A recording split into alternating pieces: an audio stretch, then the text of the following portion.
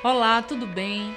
Hoje eu quero falar sobre o acesso ao prontuário, que também tem sido um problema no cotidiano, tanto de clínicas quanto de hospitais e também dos médicos em seus consultórios.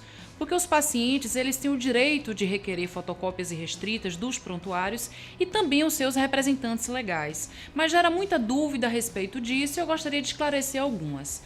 Vamos dividir esse acesso, até mesmo para fins didáticos, em dois âmbitos. Digamos que nós temos aqui um âmbito físico e um âmbito intelectual ou de conteúdo.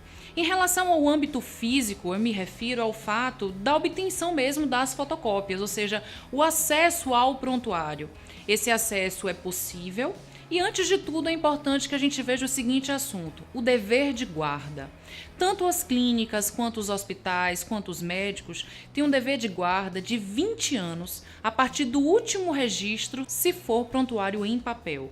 E ele tem um dever de guarda permanente se já tiver esse prontuário guardado em meio eletrônico. Bem, eu gostaria de colocar a questão de que tanto pacientes, como já disse, e representantes legais têm direito a esse acesso, mas esse acesso deve ser formalizado.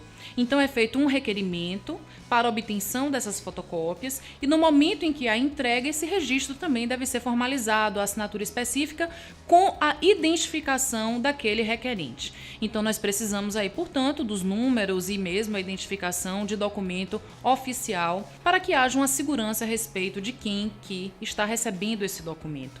Há duas dúvidas em relação à obtenção do acesso mesmo desse prontuário. A primeira em relação ao tempo e a segunda em relação à possibilidade de cobrança. Em quanto tempo a legislação determina que deve ser feita a entrega deste prontuário ao paciente?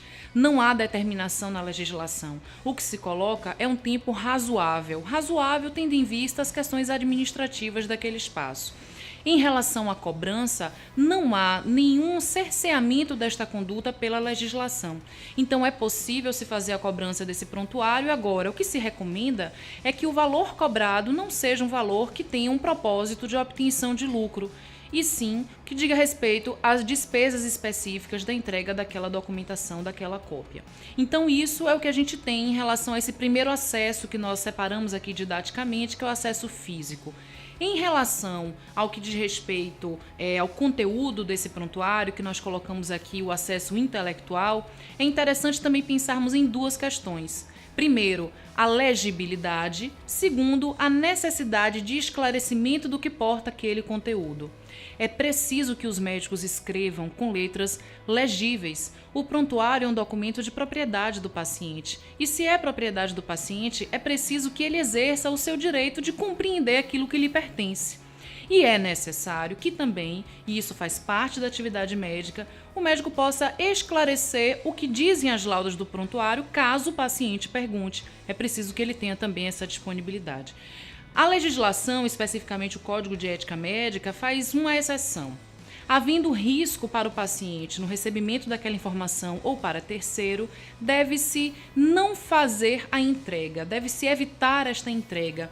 Isso se parece muito com o assunto que diz respeito ao privilégio terapêutico, ou seja, aquele paciente que não tem condições psíquicas do recebimento daquela informação, que de alguma maneira, clinicamente, ele não está preparado, essa recusa deve ser de fato realizada. Mas bem, isso também deve constar em prontuário e tudo muito bem esmiuçado. São diversos pontos a respeito desse assunto, eu espero que vocês tenham compreendido. Estamos aqui, gostaria que vocês visitassem também os nossos vídeos no cvmed.com.br, que é o nosso blog, no nosso canal no YouTube, estamos também no Facebook e no Instagram. Até lá!